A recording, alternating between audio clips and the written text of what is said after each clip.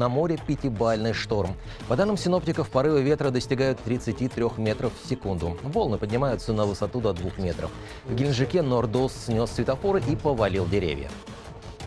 Смотрите, какой у нас сегодня ураганище. Тут кипарисы гнет, это 3, которые не подстриженные. И что творится в Мухте? Вон. Какой там ветрище. В Новороссийске прямо на дороге перевернулся грузовик. Остановки тоже не выдержали сильного ветра. Поваленные деревья, с нескольких домов снесло крыши.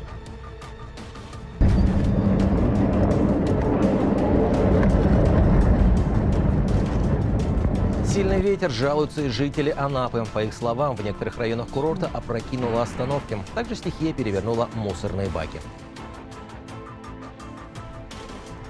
Не двор, а мусорная площадка. Смотри, Лексус. На!